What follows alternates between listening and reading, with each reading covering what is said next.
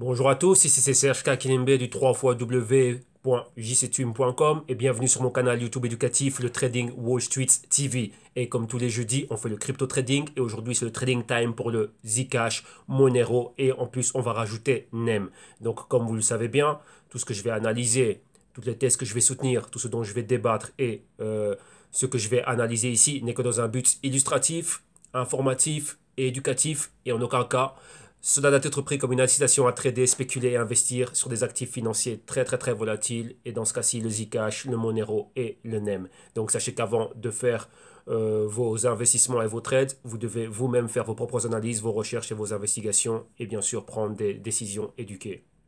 Ok, donc bien sûr aussi on va discuter ici le prix. Le prix c'est la première chose que l'on voit, donc on va réellement s'attarder dessus, on va voir le prix, on va voir exactement où il en est aujourd'hui, quelles sont les probabilités d'évolution, de fluctuation de prix pour les prochaines heures, jours et pourquoi pas semaines.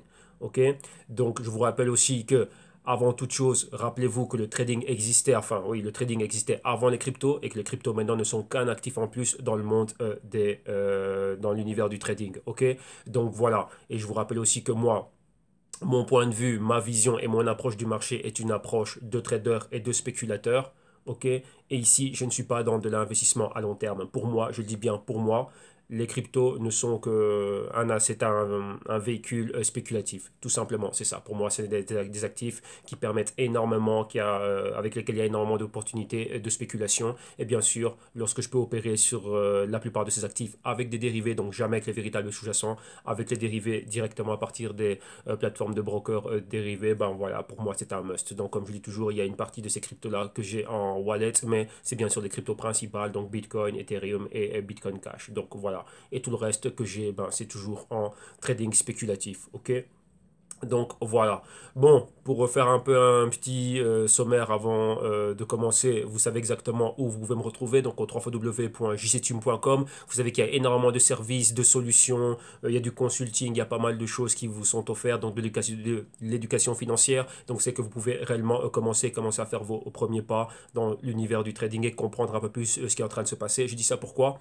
Dernièrement, j'ai reçu beaucoup de messages et même ici dans les commentaires, j'ai vu beaucoup de personnes qui étaient un peu confus lorsqu'on parlait des contrats futurs et lorsqu'on parle des ETF et ainsi de suite. Et comme je vous le dis toujours, le trading existait avant les cryptos. Maintenant, vous avez des cryptos, principalement le Bitcoin, qui est là, qui est arrivé et dans tout ce qu'on a en archive dans le canal YouTube, excusez-moi, c'est le réveil. Dans tout ce que j'ai en archive dans le canal YouTube, il y a beaucoup de vidéos dans lesquelles, surtout celle du samedi, donc le crypto rapport, où j'étais en train de parler de la création des futurs, des ETF, ainsi de suite. Donc vous voyez pourquoi je suis toujours ce que font spécialement les banquiers et surtout ceux de Wall Street, ainsi de suite, pour voir tous les produits dérivés qui sont en train de créer. J'ai souvent martelé les informations au sujet de ces banquiers. Quand je parle de banquiers, pas les banquiers centraux, mais banques d'investissement, JP Morgan, ainsi de suite. Et la création de ce qu'on a vu maintenant dernièrement des contrats futurs et ainsi de suite. Et comme ils l'ont dit eux-mêmes et comme on l'a vu, ces contrats futurs allaient mettre énormément de pression sur le véritable sous-jacent, donc c'est-à-dire sur le Bitcoin. Et depuis là, on a vu le Bitcoin là où il est. Beaucoup de personnes ne comprennent pas cela et c'est pour ça que je vous dis que si vous ne savez pas comment fonctionne la bourse traditionnelle et les marchés financiers traditionnels hors crypto, vous allez être perdu aujourd'hui. Et encore beaucoup de personnes aussi, comment dirais-je, sont confus. Ils pensent que les cryptos sont un actif complètement à part. Non, réellement, moi je vous le dis, et ça c'est ma propre opinion. Et quand j'en suis arrivé à mes propres, comment dirais-je, raisonnements et vu à mes propres recherches, et j'ai comparti, comment dirais-je, j'ai partagé cette réflexion avec des professionnels du secteur, donc des personnes qui étaient réellement dans le forex, ainsi de suite, qui ont travaillé en banque d'investissement pendant pas mal de temps. Enfin, ceux qui me connaissaient savent exactement aux personnes auxquelles je me suis en train de me référer, que les cryptos, c'est le forex 2.0. Déjà, le forex, c'est fortement macroéconomique. Peu importe que vous soyez d'accord ou pas, les choses, elles sont comme elles sont. Et d'un autre côté, les cryptos, c'est pareil. Comme vous le voyez ici, vous avez une crypto face à une monnaie fiat ou une crypto, ça peut être le Zcash face au Bitcoin ou quoi que ce soit d'autre. Donc vous voyez qu'il y a une ampleur, c'est déjà quelque chose de très grand. Donc déjà, beaucoup de personnes sont attirées par cela. Ils vont commencer à rentrer dans le marché des cryptos. Bien, ok, ces cryptos, c'est décentralisé. Enfin, tout le buzz qu'il y a derrière, là, je ne suis pas là pour parler de marketing, ainsi de suite. Ils rentrent dedans. Maintenant, après, vous avez une crypto par rapport à une fiat. Donc si déjà vous n'avez pas compris exactement comment est-ce qu'on opérait avec cette fiat, qu'est-ce qu'il y a derrière cette fiat? Quand je dis que c'est macroéconomique, c'est quoi? Le dollar américain, c'est la monnaie, c'est la réserve mondiale. Ça est émis par un certain pays. Il faut comprendre son gouvernement, il faut comprendre pas mal de paramètres, pas mal de politiques monétaires et tout ce qui va avec l'inflation, déflation, enfin tout ce qui concerne la monnaie, taux d'intérêt, ainsi de suite, sa relation avec les bons, sa relation avec les commodités. Vous voyez le M0, M1, M2, M3, bah, tout ça, il faut le savoir, il faut le connaître et maintenant savoir comment est-ce que les banques centrales sont en train de fonctionner. Donc déjà ça, déjà c'est déjà quelque chose d'assez balèze. Maintenant, on rajoute les cryptos par-dessus qui, elles, n'ont pas de frontières, n'ont pas de gouvernement, n'ont rien du tout. Et la plupart de ces paramètres, il n'y en a pas. Mais c'est échangé 24 sur 24, 7 sur 7 par rapport à toutes ces fiat. Donc vous voyez maintenant, c'est une couche au-dessus. Donc il y avait le Forex normal. Et ça, c'est Forex 2.0, même 3.0. Ok, 2.0, c'est Forex, donc à dire une crypto face à une fiat. Forex 3.0, c'est des cryptos face à des cryptos. Donc vous voyez que là, ça va très, très, très, très, très loin. Et donc tout ça, il faut le comprendre. Vous voyez que donc, tous ceux qui ont le Global Crypto Research, vous avez vu un peu la partie macroéconomique que l'on a. Et lorsqu'on commence à parler de cela, donc vous voyez que ça va vraiment dans cette direction-là. Et ben, si quelqu'un peut prouver le contraire ou nous amener ses lumières, moi, je ne donne que mon humble opinion, donc je serais vraiment ravi de pouvoir l'entendre. Mais lorsque je parle avec des professionnels qui sont dans le secteur, qui ont travaillé au niveau Forex, à un super haut niveau en banque d'investissement et tout ce que... enfin, bon, et des choses pareilles, bah voilà, il y a encore personne qui est venu me dire, ben non, ben Serge, tu racontes des conneries, tais-toi. Bah, donc voilà, la chose étant là. Maintenant, tout ça, pourquoi?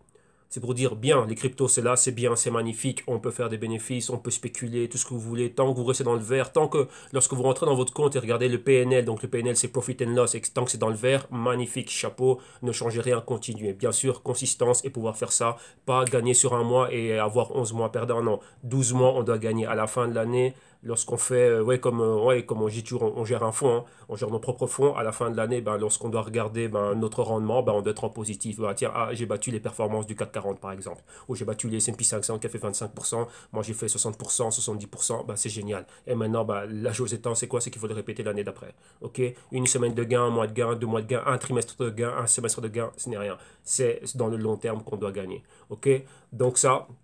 Voilà, ça devait être dit. Et tout ça par rapport à quoi? Ben, par rapport à tout le côté futur, dérivé, ainsi de suite. Je sais que, comme je dis, pour beaucoup de personnes, j'ai vu dans les commentaires et même ceux que moi j'ai en consulting, c'est un concept dur à comprendre et à digérer. Ben, c'est pour ça que je vous dis toujours, vous devez comprendre comment fonctionnent les mécanismes et les concepts des marchés financiers. Ok? Si vous n'avez pas cette compréhension-là, maintenant vous voyez que ce type de produit dérivé arrive dans l'univers des cryptos. Donc vous allez réellement commencer à avoir des mouvements qui n'auront aucun sens. Enfin, pas aucun sens, ça n'aura pas de sens pour vous, mais ça a du sens pour ceux qui savent exactement comment est-ce que cela est en train de fonctionner. Et comme je vous le dis bien sûr, lorsque vous opérez dans les exchanges, c'est unidirectionnel. Donc c'est acheter bas pour revendre haut. Mais maintenant, qu'est-ce qui se passe si on est dans un bear market? Vous voyez que les financiers, ceux qui ont des ETF, des dérivés, ainsi de suite, que ce soit un bull market ou un bear market, ils font des sous pareils. Donc avec là, vous êtes limité et vous êtes pris au piège dans ce côté-là. Pas pris au piège, mais on va dire ça comme ça, on va s'arrêter sur le mot limité. Donc vous êtes limité. Donc la chose étant, c'est quoi? C'est qu'il faut pouvoir gagner dans les bull markets, donc tant que tout est haussier, et aussi pouvoir gagner lorsqu'on est dans des bear markets, donc lorsque tout est baissier, et savoir bien se diversifier. Comme je disais souvent au début, ne jamais mettre tous ses œufs dans le même panier. Donc ne jamais être 100% crypto, bien sûr. Le reste, pour arriver à être performant dans le reste, il faut s'éduquer. Ah bah, c'est ça la chose. Ok? Donc voilà, là j'ai fait une longue intro, mais c'était important de pouvoir en parler. De toute façon, il n'y a pas grand-chose à dire, vas-y, cache mon héros, ainsi de suite. On est tous, tout va à la baisse, on va voir ça tout de suite. Et encore une fois, ben, pour pouvoir le rappeler, on reviendra là-dessus en fin d'émission.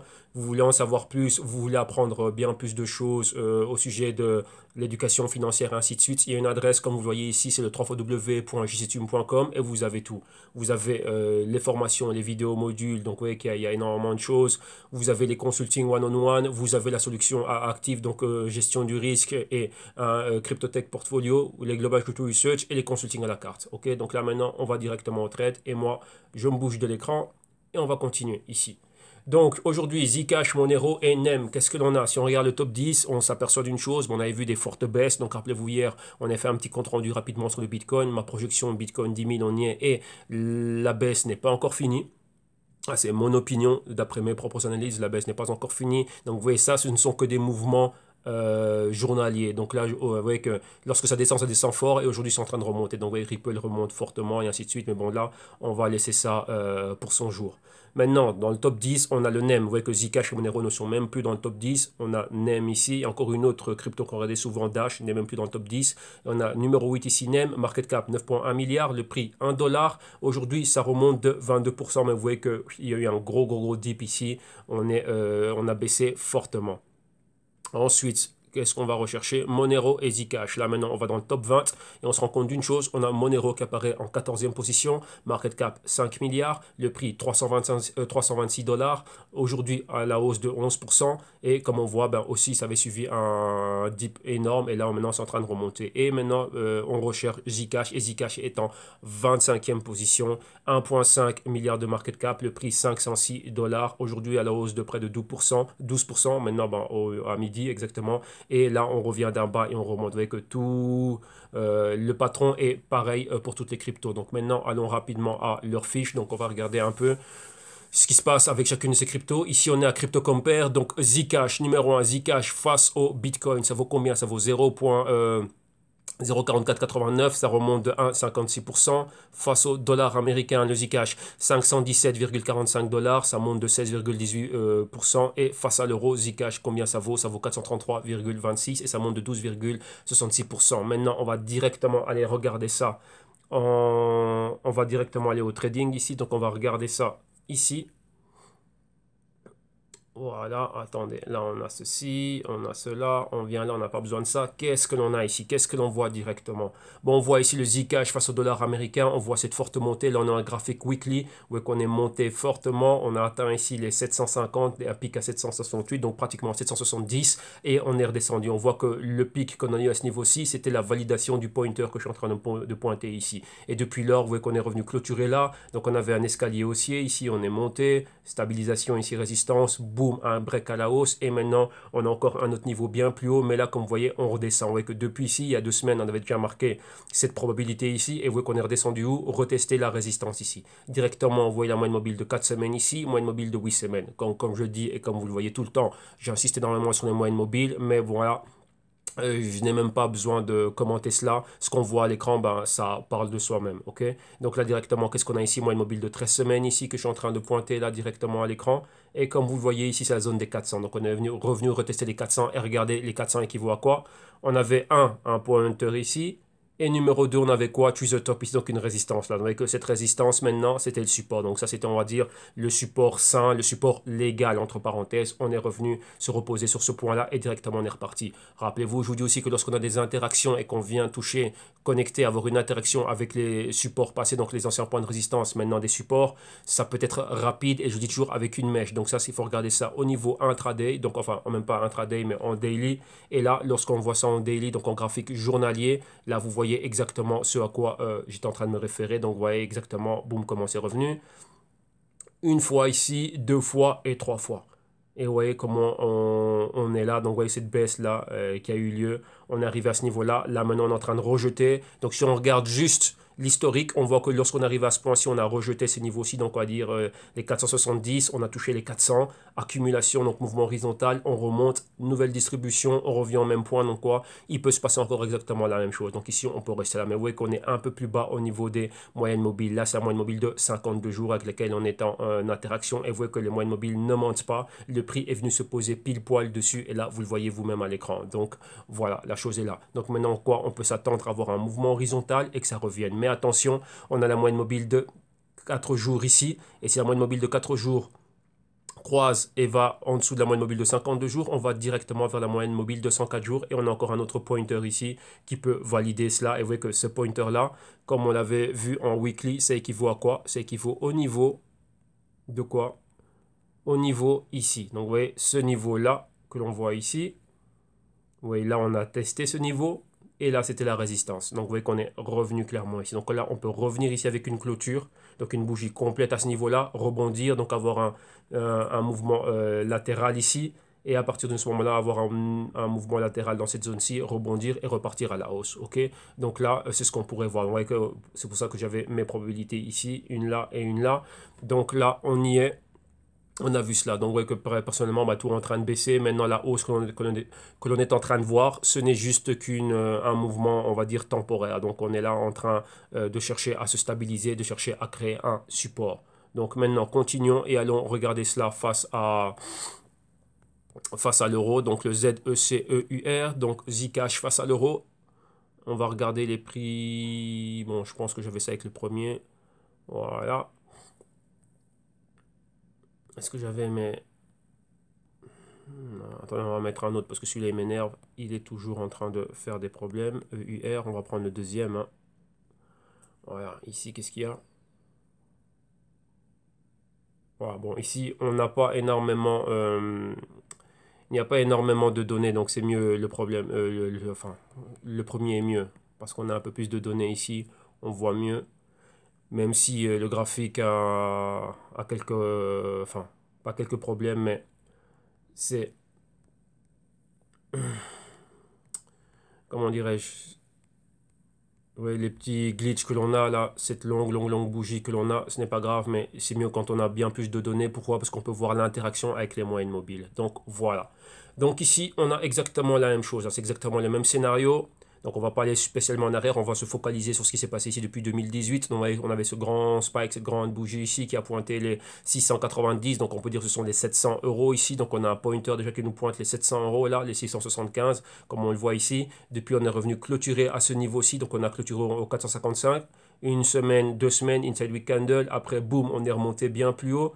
On est monté vers les 555, un autre pointer ici au 640, 645, et depuis là on est venu clôturer ici au 577 ici. Donc vous voyez que là on est en train de repartir à la baisse, moyenne mobile de 4 semaines, 8 semaines, interaction avec la moyenne mobile de 13 semaines, et pourquoi pas celle de 21 semaines ici. Regardez ce pointer ici, les 310. C'est équivaut à celui-là. Donc là, on a déjà une clôture en dessous de la moyenne mobile de 4. On est juste entre 4 et 8. Donc ici, on va bien plus bas. Ici, c'est une continuité à cette bougie-là. On peut continuer à aller voir des prix plus bas. Donc on pourra aller retester encore une fois. Là, on a déjà retesté au niveau daily. Mais vraiment, quand je parle de retester, c'est avec une clôture forte ici. Donc une bougie complète, hein, avec un cours complet aux alentours des 350. Pourquoi pas? Et sinon, bah, si on revient au-dessus de la moyenne mobile de 4 semaines, donc aux alentours des 490, là on peut repartir vers les 560, la résistance, et pourquoi pas aller plus haut. Donc vous voyez que là maintenant il y a énormément de force baissière. Ça c'est un patron good evening, donc on est en train d'aller vraiment à la baisse. Donc vous voyez une hausse, indécision avec ce doji directement en baisse. Donc on annule pardon, le mouvement haussier. Et donc là, beaucoup de pression baissière. Donc vous voyez que ne vous laissez pas prendre. C'est bien de suivre ça au niveau daily si vous regardez ça au niveau daily, mais vous voyez que une seule bougie quotidienne n'a pas plus de force et d'impact que cette bougie. Donc la semaine, elle reste baissière. Donc vous voyez que ça, ce sont les fluctuations que l'on voit un jour à la hausse, un jour à la baisse. Il y a des personnes qui recouvrent leur position, des personnes qui profitent pour rentrer, ainsi de suite. Mais la tendance claire, elle est baissière. Okay, la tendance claire à moyen terme, elle est baissière et à long terme, on reste haussier. Donc là, je m'explique parce que ça peut prêter à confusion. Ça, c'est ce qu'on voit à court moyen terme, donc c'est une baisse, ça c'est au niveau hebdomadaire, mais à long terme, si on trace cette ligne de tendance, on reste haussier. Donc on est ici juste sur le support du canal, on peut revenir ici, rebondir ici et repartir à la hausse. Ok, donc là, on a des niveaux de résistance clés. On a ces niveaux-là et un pointer ici. Ok, donc là, voilà. Maintenant, continuons et avançons quand même vite. On va aller voir quoi? Le Monero. Donc Monero, vous avez vu exactement sa position, comment il est. Il est dans le... Quel top? Dans le top 20, hein, je pense. On l'a vu bien plus loin. C'était Nem qui était dans le top 10. Zcash était très loin dans le top 20. Et Monero, je pense qu'il était en 25e position, quelque chose comme ça. Donc dans tous les cas, c'était loin. Qu'est-ce que l'on a ici? Face au Bitcoin, combien ça vaut? Un XMR vaut 0,02884 à la hausse de 3,52%, enfin 3,52% aujourd'hui. Face au dollar américain à 331,53 dollars à la hausse de près de 20% aujourd'hui. Et face à l'euro, ça vaut combien? 279,75 à la hausse de près de 22% aujourd'hui. Allons regarder ça au graphique. Donc, on va faire un peu d'analyse technique et voir le price action ici. Donc, on est dans quoi là? Monero, donc XMR USD. Directement, voyons voir, il est où? Hop, hop, hop, hop, hop. Voilà, ici le premier. Et maintenant, on va regarder ça. Qu'est-ce que l'on a ici? Ah, voilà. Ici, on avait laissé le Fibo ici. Donc, vous voyez que là, on avait laissé le Fibo en weekly. Donc, en supposé, donc en prenant compte de quoi? Ah, on l'a ajusté au niveau de clôture. Donc, on l'a ajusté au niveau de clôture qu'on avait où? Qu'on avait ici. Donc là, si je prends ça, on avait ajusté à ce niveau-là, voilà, comme ceci. Donc on tient en compte les niveaux de clôture et non les niveaux max quand on regarde ça en weekly. Et là, qu'est-ce que l'on peut voir? On voit exactement qu'on avait ici, ce sont des hauts, donc on a cette nouvelle résistance-là. Vous voyez qu'on a un pointer ici qui pointe les 500 pratiquement. Donc vous voyez qu'on n'a pas eu de continuité, mais maintenant quoi? Exactement la même chose qu'avec toutes les autres.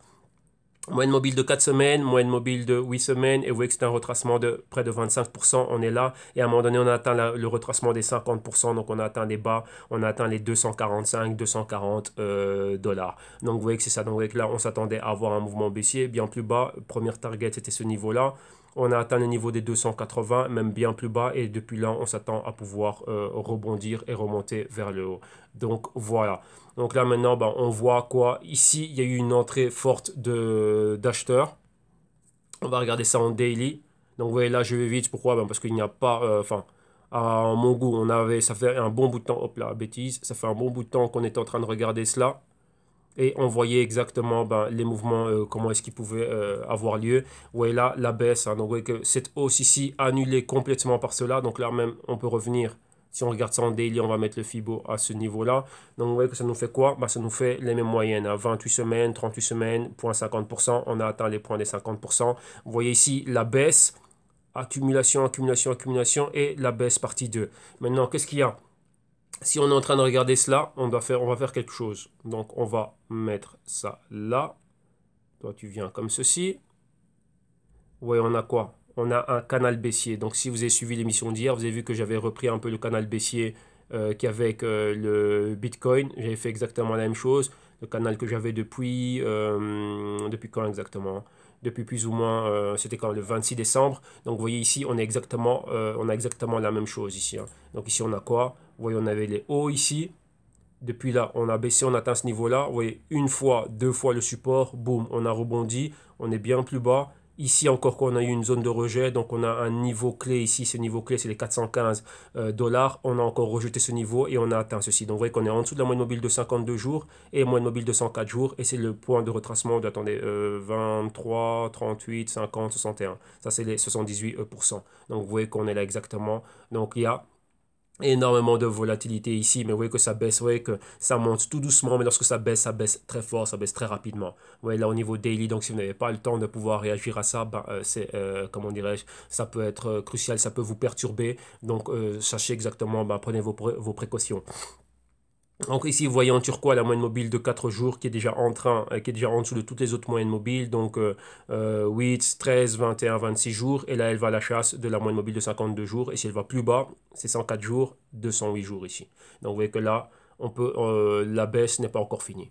Donc là, on peut rester dans cette zone ici, mais à tout moment, vous voyez que les bougies rouges sont très très très puissantes. Il n'y a qu'à regarder les niveaux de volume ici à partir de Crypto Compare et vous allez voir qu'à tout moment, il peut y avoir encore une autre news, quoi que ce soit qui peut se passer. Vous voyez que ça vient de Chine et ça vient de Corée du Sud. Principalement la fermeture des exchanges et aussi, c'est quoi?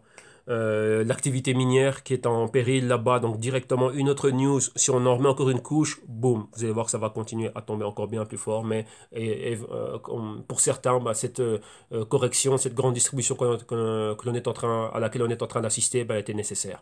Donc voilà, donc là, je remets ça en weekly, je garde cela, et maintenant on va regarder Monero face à l'euro. Je bois un petit coup. Et on continue. Donc XMR, Euro, EUR. Voilà. Bon, on va prendre les prix de Kraken. Kraken a bien plus, même s'il y a des petits glitches sur le graphique, mais c'est pas grave. Pourquoi je préfère les niveaux de Kraken, enfin le graphe de Kraken, parce qu'il y a bien plus d'informations. Vous voyez que là, on peut regarder si la chose, on peut la regarder en daily aussi, donc c'est un peu mieux. Les autres n'ont pas assez d'informations, donc on ne peut pas voir l'interaction comme j'aime la regarder avec les moyennes mobiles. Donc, c'est pas intéressant pour comment dirais-je, pour les analyses. On ne peut pas aller réellement à fond ni en profondeur et c'est pas assez complet. Donc là, faisons avec ce que l'on a. Et on voit ici que je vois que le graphique aussi est en train de délirer. Donc, je vois qu'il me met des choses dans le nord là. Voilà, voilà, voilà. Qu'est-ce que l'on a ici? Voilà. On a ceci. Voilà. Voilà. Et voilà ici. Donc, voilà. Qu'est-ce que l'on a ici? Ici, vous voyez exactement le même mouvement. On a laissé le Fibo. Donc, voilà, ici, le Fibo aussi, on va le mettre au max, hein. On va mettre le Fibo au max, puisqu'après, on va aller en daily. Comme ça, on va pouvoir bien analyser le tout. Donc, voilà. Donc, point d'inception du prix, comme vous le voyez ici, hein, les 75. 75, boum, c'est monté. Grand max ici, les 410, 415. Et maintenant, depuis lors, là, ouais, on a exactement, c'est le même scénario. Donc, le même scénario que tout ce qu'on a vu avec le dollar. C'est pareil ici avec le Monero face à l'euro. Donc, depuis là, point max, revenu ici, clôture aux alentours des 300. Après, on a encore remonté, on a poussé un peu plus haut. Regardez ici, on a deux mèches super hautes, plus celle-ci.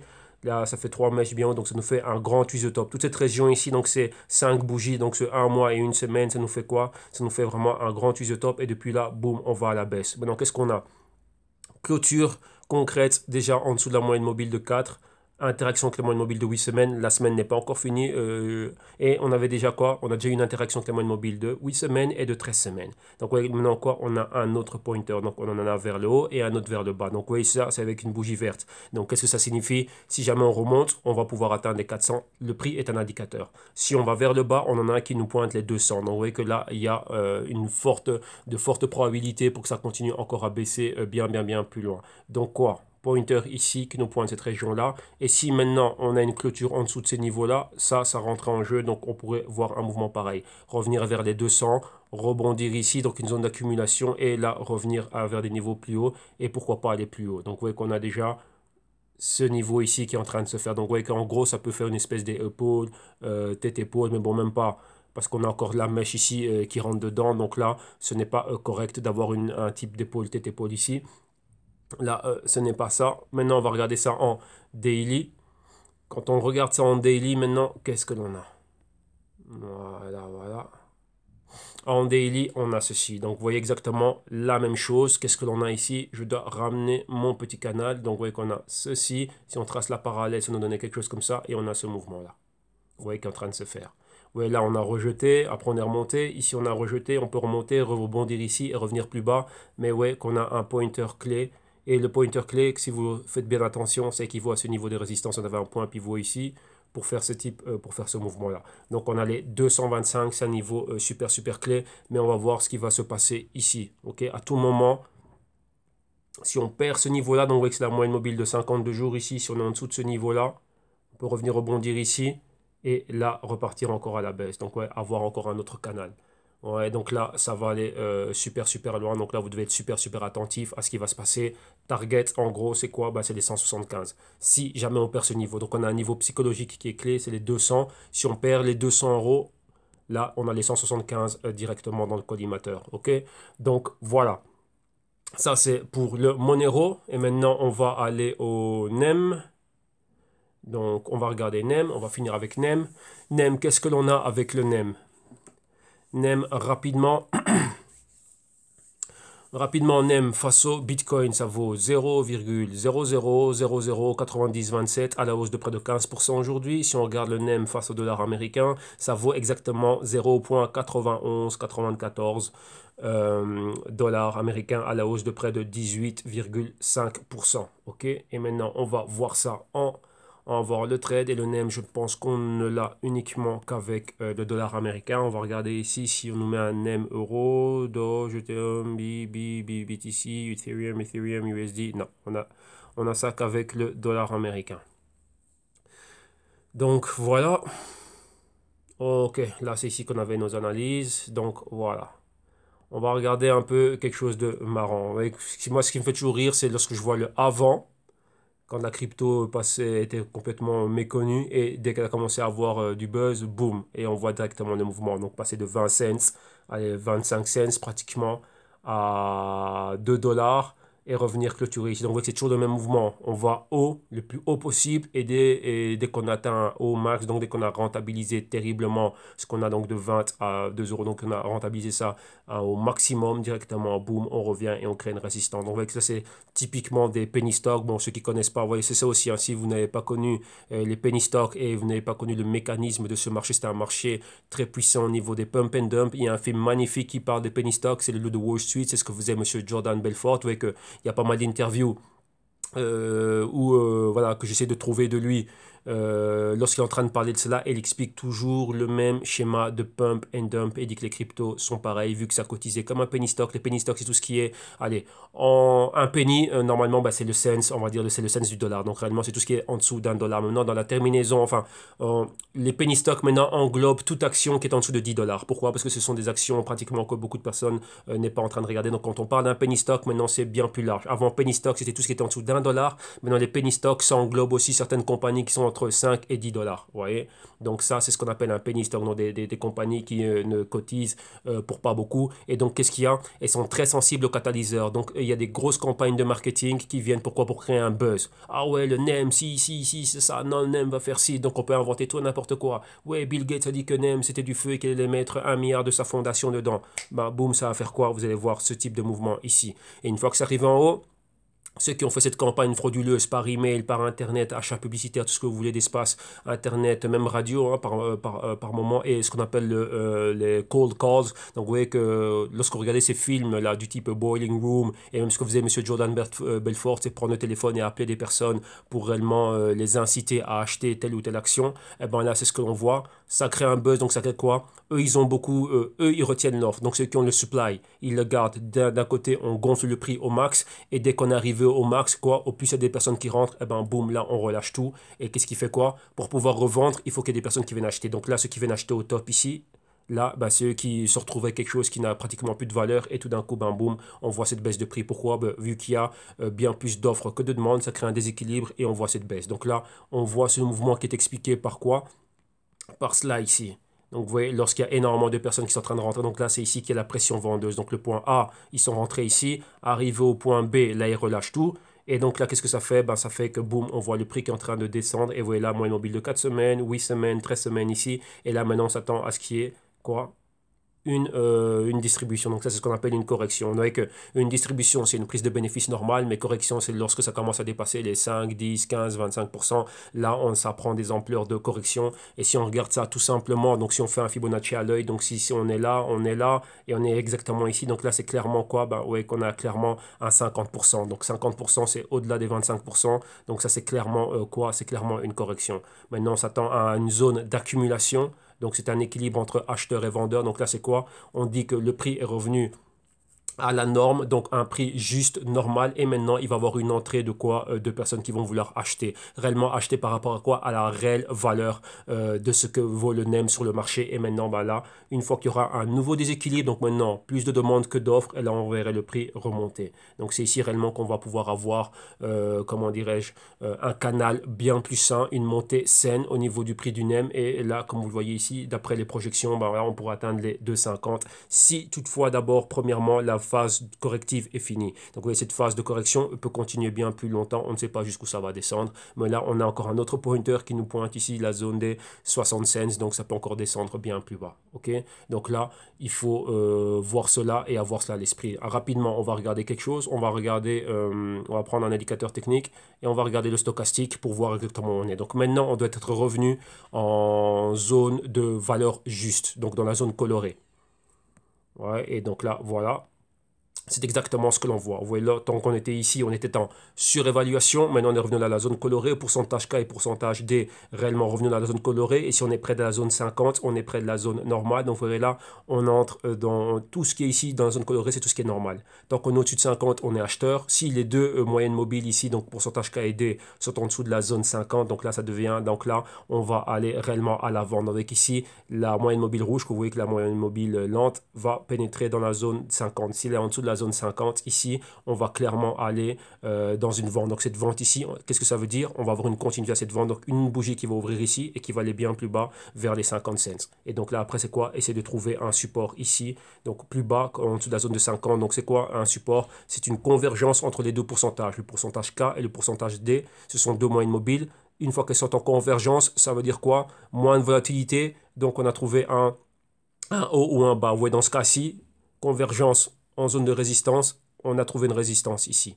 Là, ici, si on a une convergence ici en bas, on a trouvé un support et ensuite, ça va aller dans l'autre direction. Donc, le pourcentage rapide, donc la moyenne mobile rapide passe au-dessus de la moyenne mobile rouge. Et d'un côté, là, on va refaire notre fameux A, B, C, D, comme on voit. Mais pour le moment, on est encore loin. Donc là, oui, on est en chute libre ici. Comme je dis, on n'essaye pas d'attraper un couteau qui tombe, on le laisse tomber par terre. Donc là, on va voir jusqu'où ça va tomber. OK? Donc, voilà. Ça, ce sont des petits tips. Vous voyez que c'est dit rapidement. Bon, bien sûr, parce que moi, j'ai l'habitude de le faire. Pour une personne qui est novice, ça peut prêter à confusion. Ça peut être rapide. Oh, il a dit quoi? T'as dit ci, t'as dit ça? Non, bah ouais, comme c'est ça le truc. Les marchés ne vont pas ralentir pour vous. C'est vous qui devez, comment dirais-je, pumper votre cerveau, doper votre cerveau pour pouvoir arriver à ce niveau-là et donc voilà, pouvoir travailler. Donc les marchés ne vont pas se mettre en pause afin que vous puissiez arriver à ce niveau-là. Les marchés vont continuer, peu importe que vous soyez avec ou pas. Donc, c'est à vous à faire des efforts, à créer du temps, à vous éduquer financièrement, à savoir analyser ces choses-là et ensuite vous mettre à niveau et pouvoir opérer avec succès. Donc là, quand vous regardez vous-même, soyez logique et soyez logique avec vous-même. Il y a 1000, allez, on va arrondir, 1450 cryptos. 1450 cryptos, c'est impossible d'analyser. Voilà pourquoi est-ce que même moi, j'ai déjà du mal à suivre le top 10. Je le dis, j'ai déjà du mal à suivre le top 10. C'est pour ça que voilà, j'ai d'autres analystes avec moi et on analyse. Donc moi, je fais ce que j'ai à faire. Déjà, je suis déjà en train de gérer des portefeuilles d'actions. Déjà, actions, rien qu'au Wall Street, déjà, c'est balèze.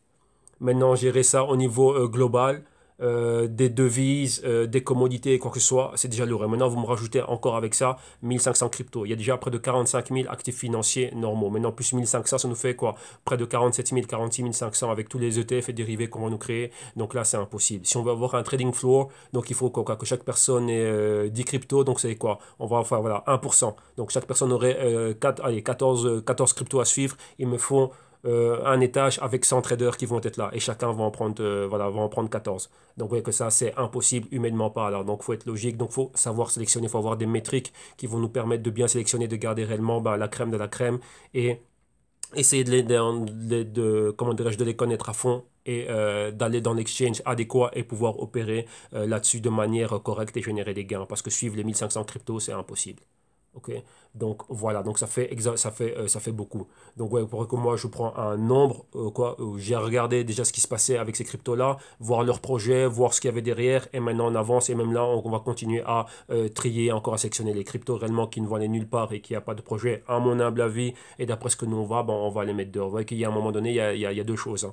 Est-ce qu'on spécule dessus ou on a besoin de la crypto pour son utilité? Donc ouais, pour moi, là où il y a réellement le plus d'utilité, c'est Ethereum pour le moment, il y a énormément d'utilité. Bitcoin Cash, meilleur que pour Bitcoin au niveau des transferts d'argent. Et Ripple, on va certainement être amené à pouvoir utiliser cette crypto pour tout ce qui est déjà, vous avez vu déjà le raccord avec MoneyGram, mais pour tout ce qui est des transferts transfrontaliers, en interbancaires, ainsi de suite. Donc Ripple va avoir un rôle à jouer dans l'économie de demain, oui ou non, on verra. Mais c'est très très très probable.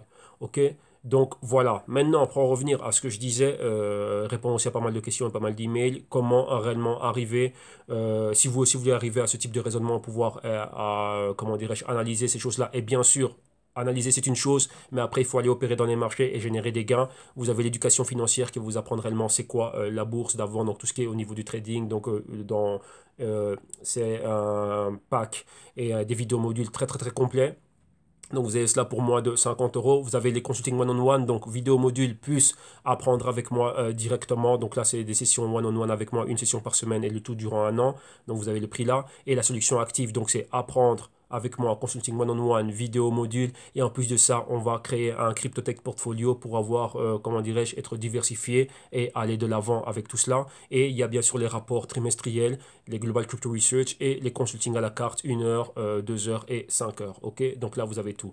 Dès que vous avez trouvé chaussures à votre pied, une chose que je recommande toujours à tout le monde, commencez par l'éducation financière. Vous voyez que vraiment à ce prix-ci, vous n'avez pas cassé votre tirelire. Et ça, c'est un investissement qui va être récupéré très facilement. Et d'un autre côté, qu'est-ce que vous devez savoir? Tous les bonus que je suis en train de rajouter sont directement actualisés et vous n'avez pas à payer pour plus. Donc là, pour le prix de 50 euros, si pendant 5 ans, je continue à faire des vidéos, déjà maintenant, on a plus de 3000 minutes, donc ça fait plus de 160 heures et je suis encore en train de rajouter des vidéos. Donc si on arrive à 1000 minutes ou même pas, enfin, si on arrive à 100 heures ou même plus d'heures, voilà, vous allez toujours recevoir les actualisations de manière totalement gratis. Donc c'est un investissement qui en vaut la peine et bien sûr, vous allez apprendre beaucoup de choses déjà, ça c'est bien évident.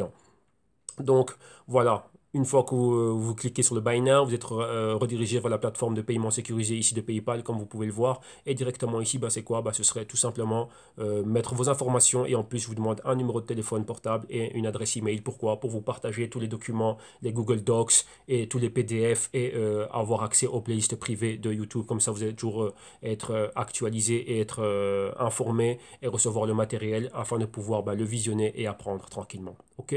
Donc, voilà. Là, vous savez exactement comment faire et dire ben, un grand bravo à tous ceux qui sont en train enfin, qui savent comment me connecter, qui se connectent avec moi via Viber, via WhatsApp, via Facebook Messenger, Telegram, ici même sur YouTube en message privé, commentaire ou ce que vous voulez, ou via le site internet www.jzetume.com. Et donc voilà, donc ça c'est tout pour ce jeudi. On va se retrouver demain vendredi pour continuer et faire encore plus de crypto trading. Donc vous savez qu'on a vendredi crypto trading, samedi crypto rapport et dimanche Bitcoin trading. Ok, donc vous passez une excellente journée et on se retrouve demain. Excellente journée, bye bye.